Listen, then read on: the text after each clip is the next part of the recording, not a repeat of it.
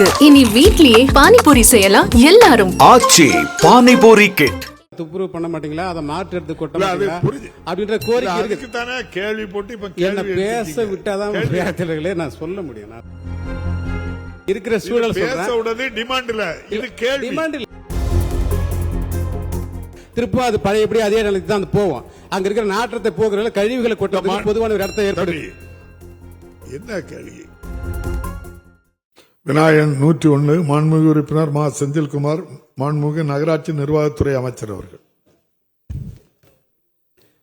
மாண்புமிகு பேரவைத் தலைவர் அவர்களே, திருத்திய விடையை சொல்வதற்கு அனுமதிக்குமாறு கேட்டுக்கொள்கிறேன். கள்ளக்குறிச்சி நகராட்சியில் நிரந்தர குப்பைகளை சேகரம் செய்வதற்கு ஏதுவாக கள்ளக்குறிச்சி நகராட்சிக்கு சொந்தமான இடம் ஏதும் இல்லை என்பதால் வருவாய்த்துறைக்கு சொந்தமான இடங்கள் கிடைக்க வாய்ப்புள்ளதா என்பது குறித்து ஆராயப்பட்டு வருகிறது. வருவாய்த்துறைக்கு சொந்தமான இடம் கிடைக்காத பட்சத்தில் தனியாரிடமிருந்து இடம் வாங்குவது குறித்து பரிசீலனை செய்யப்படும் என்பதை தெரிவித்துக் கொள்கிறேன். மாண்புமிகு உறுப்பினர் செந்தில்குமார். மாண்புமிகு பேரவைத் தலைவர் அவர்களே வணக்கம்.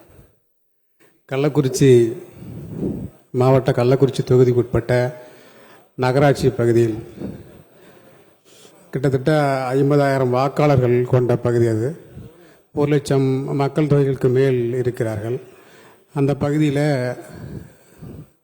மீன் மார்க்கெட்டு, கடை, கோழி கடை, மாடு, ஆடு உள்ளிட்ட விலங்குகளை அந்த இறைச்சிகளுக்கு பயன்படுத்துகிற அந்த இறைச்சியின் கழிவுகள் ஒரே இடத்தில் அந்த குப்பை கிடங்குல அந்த ஏரி இது ஆற்று வழியாக இருக்கிற கோமிகை ஆற்று பாலத்தில் கொட்டப்படுது.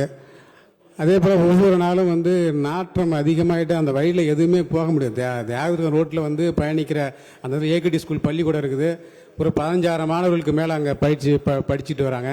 மாணவர்கள் அந்த வழியாக தான் போகிறாங்க. மாண்புமிகு பொறுப்பு அமைச்சர் தெரியும், அந்த வழியில் இருக்கிற வரப்போகிற அத்தனை பேருக்குமே தெரியும் எவ்வளோ நாற்றம் இருக்குது. அதாவது பொதுவான மழை காலங்களில் மிகப்பெரிய சிக்கலாக இருக்குது. அந்த இடத்த கடந்து வரவே முடியல. அப்படியான ஒரு சிக்கல் இருக்குது. அதே போல் ஆடு அடிக்கிறது, மாடு அடிக்கிறது, இந்த மாதிரியான இடங்களுக்கு நகராட்சி சார்பாக பொதுவான ஒரு இடத்தை தேர்வு செய்து அந்த இடத்துல அந்த இறைச்சி கடையை வச்சிருந்தா அந்த கழிவுகளை கொட்டுறதுக்கு நகராட்சிக்கு தெரியும். அதே போல் இன்னொரு கேள்வி இருக்கு பேரவைத் தலைவர்களே, ரொம்ப முக்கியமான கொஸ்டின். முக்கியமானதான் அங்க எங்கிட்ட வைக்கிற கோரிக்கைகளே எம்எல்ஏ அதுதான் போறாரு.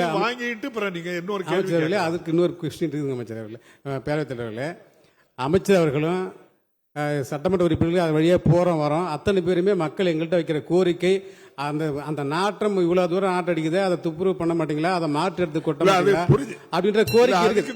கேள்வி போட்டு இப்ப என்ன பேச விட்டாதான் விளையாட்டுகளே நான் சொல்ல முடியும். நான் சொல்ல வர கருத்து இருக்கிற சூழல் சொல்றேன். டிமாண்ட் இல்ல, இது கேள்வி. டிமாண்ட் இல்ல, கேள்விதான். பேரத்தொழில்களே கேள்விதான், கேள்விதான் சொல்றேன். இருக்கிற மக்கள் தொகை நெருக்கடி காரணத்தினால ஒவ்வொரு நாளும் அங்கே அசுத்தம் அதிகமாக இருக்குது. அதுபோல் ட்ரைனேஜில் இருக்கிற கழிவுகளை அள்ளும் போது அதை கொட்டுறதுக்கு இடம் இல்லை. அங்கே இருக்கிற கழிவுகள் நாளுக்கு நாள் அங்கே வேற வழியே இல்லை. நீ எத்தனை நாள் இப்போ இந்த ஒரு வாரம் இப்போ சட்டம் நடக்கிறதால அங்கே கூட்டி சுத்தப்படுத்தி பராமரித்து வச்சிருக்காங்க. திரும்ப அது பழையபடி அதே நிலைக்கு தான் போவோம். அங்கே இருக்கிற நாற்றத்தை போகிறதால கழிவுகளை கொட்டுறதுக்கு பொதுவான ஒரு இடத்தை ஏற்படுது. என்ன கேள்வி? உங்களுக்கு ஒரு புதிய இடம் குப்பை கொட்டுறதுக்கு கேட்டிருக்கீங்க. அமைச்சர் பதில வாங்கிடுங்க. மாண்புமிகு அமைச்சர் பதில் சொல்லுங்க. மாண்பு பேரவைத் தலைவர் அவர்களே, கள்ளக்குறிச்சி நகராட்சி 15.87 சதுர கிலோமீட்டர் பரப்பளவு கொண்ட 21 வார்டுகளை கொண்டதாகும். கள்ளக்குறிச்சி நகராட்சி எல்லைக்கு உட்பட்ட பகுதிகளில் மக்கும் கழிவுகள் 12 மெட்ரிக் டன்னும் மக்காத கழிவுகள் 6.96 மெட்ரிக் டன் என மொத்தம் 18.96 மெட்ரிக் டன் கழிவுகள் சேகரமாகின்றன. கள்ளக்குறிச்சி நகராட்சியில் 4 மெட்ரிக் டன் கொள்ளளவு கொண்ட 3 எண்ணிக்கையிலான கம்போஸ்ட் மையங்கள் உள்ளன. கள்ளக்குறிச்சி நகரத்தில் தினமும் சேகரமாகும் கழிவுகள் 3 மைக்ரோ கம்போஸ்ட் மையங்களுக்கு கொண்டு செல்லப்பட்டு அங்கு மக்கும் கழிவுகளை இயற்கை உரமாக மாற்றும் செயல்முறையில் நடைபெற்று வருகிறது. அவ்வாறு உரமாகும் இயற்கை உரங்கள் இலவசமாக விவசாய பயன்பாட்டிற்கு வழங்கப்பட்டு வருகிறது. மேலும் மக்காத கழிவுகள் தரம் பிரிக்கப்பட்டு வகைப்படுத்தி மறுசுழற்சி செய்ய ஏதுவாக நகராட்சியில் அமைந்துள்ள 4 மெட்ரிக் டன் கொள்ளளவு கொண்ட ஒரு மறுசுழற்சி மையத்திற்கு கொண்டு செல்லப்பட்டு அங்கு முறையாக தரம் பிரிக்கப்பட்டு மறுசுழற்சி செய்யப்படுகிறது.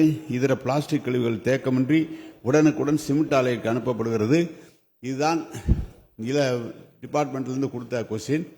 அங்கே ஏற்கனவே ஒரு 4 ஏக்கரில் குப்பைகளை கொட்டி அதை தரம் பிரித்து கொண்டிருக்கிறார்கள் பயோமைனிங் முறையில்.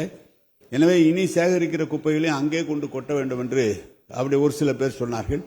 நான் தான் சொன்னேன், மாவட்ட ஆட்சித்தலைவரிடம் கேளுங்கள், நமது அரசுக்கு சொந்தமான இடம் இருந்தால் நகரத்தை விட்டு கொஞ்சம் அப்பால் தள்ளி குண்டி குப்பைகளை கொட்டலாம் என்று. அதற்காக முறைப்படி மாவட்ட ஆட்சித்தலைவருக்கு கடிதம் எழுதப்பட்டிருக்கிறது.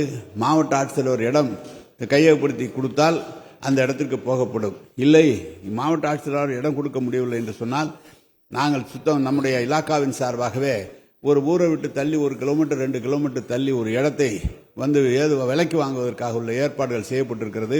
அதற்கான அனுமதியை நாம் முதலமைச்சரிடம் பெற்று அதற்கு அந்த ஏற்பாடு செய்யப்படும். குப்பைகளை உடனுக்குடன் அகற்றுவதற்குரிய உத்தரவுகள் அவருக்கு தரப்பட்டிருக்கிறது. ஏற்கனவே இருக்கிற குப்பைகளை விரைவாக அகற்றி தருபடி அறிக்கை கொடுக்கப்பட்டிருக்கிறது. எனவே மாண்புமிகு உறுப்பினர்கள் சொன்னதை அறிந்தோம், நிச்சயமாக அதை சரி செய்து கொடுக்கலாம். மாண்புமிகு உறுப்பினர் செந்தில்குமார். மாண்புமிகு பேரவைத் தலைவர்களே, அந்த நடவடிக்கைக்கு அது தொடர்ச்சியாக அந்த மாதிரி நடவடிக்கை எடுக்குமாறு கேட்டுக்கொள்கிறேன். அதேபோல் துப்புரவு பணியாளர்கள் குறைவாக இருக்கிறார்கள், அதையும் சேர்த்து பணியாளர்களை கூட்டி தருமாறு கேட்டுக்கொள்கிறேன். அதேபோல் மாண்புமிகு பேரவைத் தலைவர்களே, கள்ளக்குறிச்சி பகுதியில் பூத்தாங்கல் ஏரின்னு சொல்லிட்டு ஒரு ஏரி, அது இப்போ பீத்தாங்கல் ஏரியாவே மாறி போச்சு. அந்த ஏரியை சுற்றி இருக்கிற கிட்டத்தட்ட ஒரு 15,000 மக்கள் அந்த பகுதியில் தான் வசிக்கிறாங்க. 2-3 வார்டு சேர்ந்த மையப்பகுதி அந்த ஏரி. அந்த ஏரியோட தண்ணி வெளியில் போகிறதுக்கு எங்கேயுமே அதுக்கான போக்கு இடம் வழி இல்லை. ஆகையினால தண்ணி அங்கே இருக்கிறதால தண்ணியோட பச்சை நிறமாக மாறி அந்த முழுக்க துர்நாற்றம் வீசுகிற சூழல் அங்கே இருக்குது. அங்கே தண்ணி அங்கே தேங்கி நிற்கிறதுனால அந்த பகுதியில் இருக்கிற நிலத்தடி நீர்கள் ரொம்ப அதிக அளவில் பாதிக்கப்பட்டு அங்கே இருக்கிற மக்கள் தண்ணியை உப்பு நீராக மாறி வேறு விதமாக நிறைய நோய் தொற்றும் அபாயங்களை ஏற்படுத்தி கொண்டு அந்த நாற்றமும் நோய் தொற்று ஏற்படுத்துது. அதேபோல் நிலத்தடி நீரின் காரணமாகவும் அங்கே இருக்கிற மக்களுக்கு நோய் தொற்று ஏற்படுற சிக்கல் ஏற்படுகிறது. அதனால் அந்த தண்ணியை அந்த ஏரியை தூய்மைப்படுத்தி கொடுக்குமாறு மாண்புமிகு பேரவைத் தலைவர் அமைச்சர் அவர்களை கேட்டு அமர்கிறேன். மாண்புமிகு அமைச்சர் அவர்கள். மாண்புமிகு பேரவைத் தலைவர்களே, மாண்புமிகு உறுப்பினர் குப்பை கொட்டுவதை பற்றி பேசி எடுக்க வேண்டும் என்று சொன்னார்.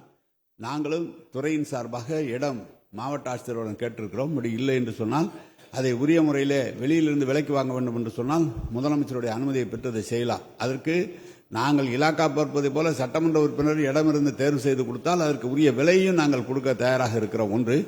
2வது, மாண்புமிகு முதலமைச்சர் இந்த ஆண்டு துறையிலே நகர்ப்புறத்தில் அமைந்திருக்கின்ற ஏரிகளை அந்த ஏரிகளை ஆழப்படுத்தி அகலப்படுத்தி கரையை பலப்படுத்தி நடைபாதை அமைப்பதற்குரிய இடம் அந்த உத்தரவெல்லாம் தந்திருக்கிறார். அதுக்கு நிதியும் ஒதுக்கி தந்திருக்கிறார்கள். கள்ளக்குறிச்சியை ஆய்வு செய்து அந்த ஏரியை எப்படி செய்ய முடியும் என்பதை ஆராயலாம். முதலில் விரிவான திட்டறிக்கை வேண்டும். மேலும் நீங்களே சொல்றீங்க ஏரியை சுற்றி 15,000 குடும்பம் இருக்குன்னு, அப்புறம் காலி பண்ணால் அது ஒரு பிரச்சனை வரும், நீ காலி பண்ணக்கூடாதுலாம் சொல்லுவீங்க. இதெல்லாம் இருக்கு, ஆராய்ந்து அதை பற்றி முடிவு செய்யலாம். செய்திகளை உடனுக்குடனும் துல்லியமாகவும் தெரிந்து கொள்ள சப்ஸ்கிரைப் பண்ணுங்க.